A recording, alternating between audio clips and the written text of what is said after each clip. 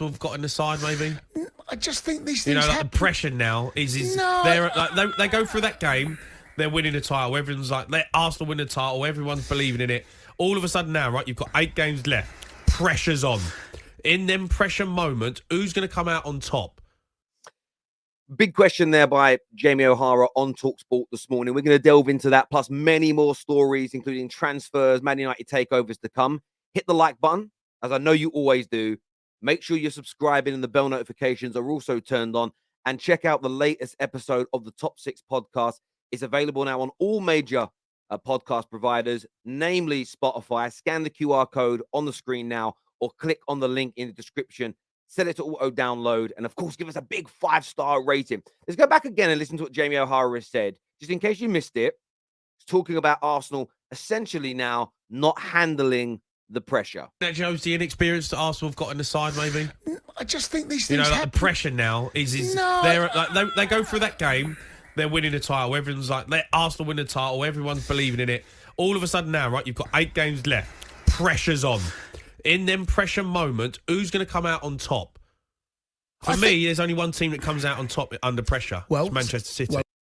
The thing is, I want to put on something Jamie said there. Jamie was a man who rage quit a TalkSport show a few weeks ago because he come to the realization that Arsenal were going to win it. And this is the problem with a lot of analysis at the moment. People change their minds at the drop of a hat. Arsenal cannot have been guaranteed to be winning the Premier League before kickoff against Liverpool. And now it's a certainty that they're not going to handle the pressure. They're not going to be able to bounce back and they're not going to win the league. That may be your opinion. That may be your train of thought. But the flip-flopping on this is crazy. They drop points in the next game, lose to Man City. Then I think maybe, my opinion will change. But I think they're going to go into the game against City 9 points clear. They play twice. City play once in that period. The pressure is still going to be on Manchester City. Yes, they'll have games in hand. But as all football people know, points on the board are worth more than games in hand. The pressure going into that game at the Etihad, in my opinion, will still be slightly higher on Manchester City if Arsenal get the job done in the next 2 games. They play 1 game per week, all the time in the world to prepare. And look, they did collapse and throw a 2-0 lead away against the Liverpool team that for decades turns up in these big matches at Anfield. Is it being over-indexed? I want your thoughts and your feelings below. But Jamie O'Hara has been on it. Of course, his Arsenal hate because they broke Tottenham has risen to the surface because it's the first time again in about 6 weeks that there's been any room to really criticize Arsenal. So they jump on this. And, I call out bad punditry, just like I did Jamie Carragher yesterday for trying to downplay one of the greatest, or not just Man United centre-backs of all time, some of the biggest centre-backs in English football history yesterday. I always do it. It's not just an Arsenal thing. But let's take a listen here to an exchange between Jamie O'Hara and Aguna. When you finish second, you have blown it. The blown it talkers come out here. So let's just listen to what they say, though. No, Jamie, how can you say that? Because you've been top for most of the season. Yeah, we've been top for nearly all of the season. So if you don't win it, you've blown it.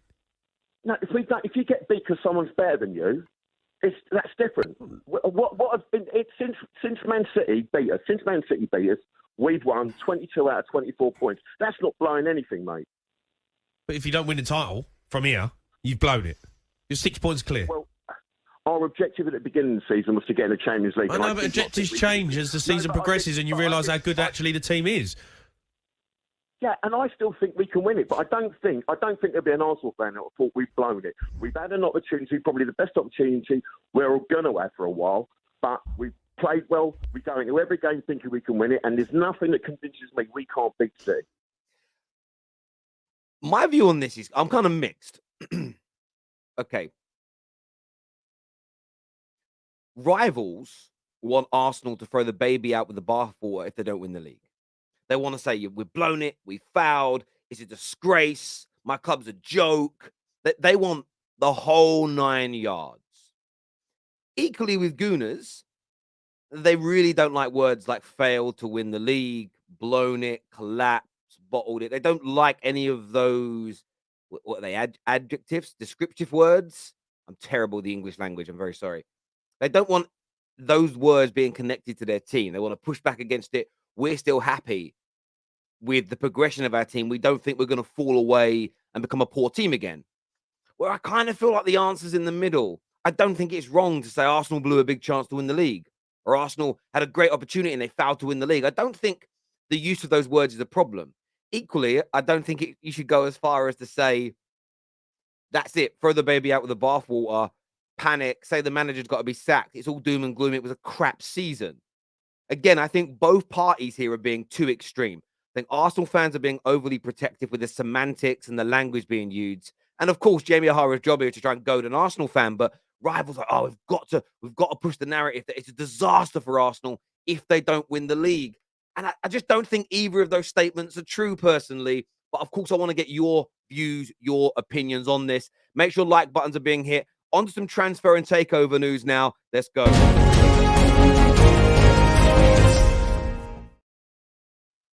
There is growing concern that the clock is ticking, and should the Glazers accept an offer for full control, any chosen buyer may not be in place in time to oversee the summer transfer window. There's a lot of talk and a lot of concern yesterday afternoon in relation to the takeover. Why is it taking so long? Frustration is growing amongst bidders. Again, this is a bit of posturing from both sides. The bidders knew it was going to take this long. I don't know if any of you have ever bought a business. Unless the people selling it are in desperate need to get rid of it, these processes can take a long time. The people buying it try and play down the value. The people selling it always try and inflate the value. These things take a while. Of course, there's a concern that the owners may not come in until the summer, but the club is doing its due diligence now. The club is working on its transfer targets now. We're employing people now. It isn't a time for Man United fans to panic. And let's just say, in a terrible situation, that the takeover doesn't happen until the end of the summer, and we don't get to invest as much as the new owners would like. You've still got to think longer term as a Man United fan than panicking because we didn't get to buy all our favorite players in the first instance. You know, you wait until the January, you go again. Man United is going to be here forever. The takeover is going to take a while. I'm still confident by the summer it will be done. I really, really am. We're only on the 11th of April. There's talk there'll be movement in the next few weeks. Man United fans have got to remain, in my opinion, relaxed on this situation. Equally, an interesting story from Fabrizio Romano has emerged that Frimpong is keen on a Manchester United move. Not advanced yet, as his agent met with Man United, Bayern Munich, and Barcelona. Interest in Frimpong doesn't change the situation with the low. At this stage, a new long-term contract is still ongoing. And this news is kind of, I wouldn't say frustrated Man United fans. A lot of us like AWB and a new guy. The low isn't good enough. And I completely concur with that opinion. However, I trust my manager. And maybe there's something about Frimpong.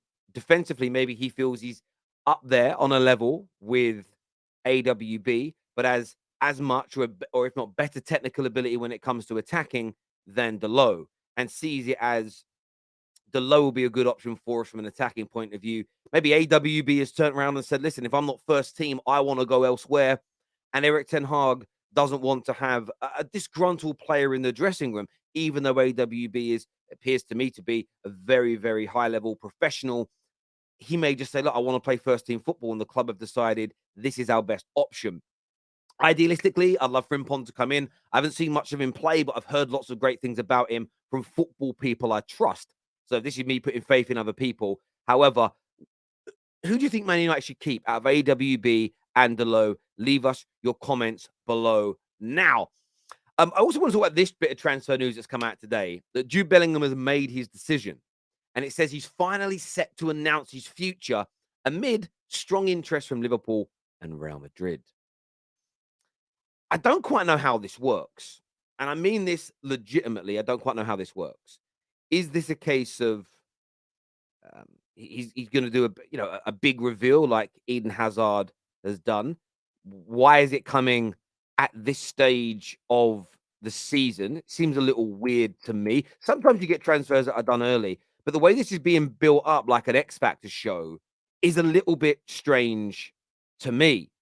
You know, Borussia Dortmund are only 2 points off the top of the Bundesliga. They haven't won that league in a long time. It's got to be about a decade they haven't won that league for. there's what, 6-7 games to go. Why this distraction? It doesn't make sense to me. Now, he could be picking Liverpool, which is bad news for all of us. He could be picking Real Madrid, which is better news for Premier League teams.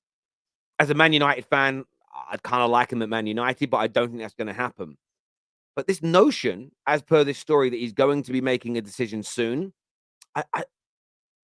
maybe he's making a private decision soon, but I can't understand. I can't imagine him tweeting a picture of him with a new shirt in the middle of a gilt-edged, tight, intensive title race. I mean, for me, that would be a red flag. For me, if he announces Man United, it's a red flag. It's a red flag. Yo, why are you thinking about your future now, doing PR for your future now, rather than focusing on winning your club a title? That for me is a problem. Although the player is supremely talented, so I don't quite know how to read into this. I want your views and opinions as ever. And another one that caught me off guard today. This comes from AS. Have stated that Chelsea had a meeting with Gavi's agent as speculation around his Barca future continues.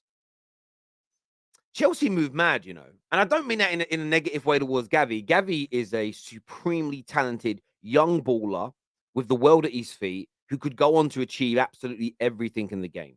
He is that good. That good. He's out of this world. And I'm going to say this with respect to Chelsea, who have pulled off, by the way, some fantastic pieces of business, even though it hasn't quite worked yet under Todd Bowley. If anybody thinks that Gavi is going to leave, I think they're mental. Like, I genuinely think you've had a bang on the head. You're, as famous line from Kidulthood, "Are you dizzy, blood?"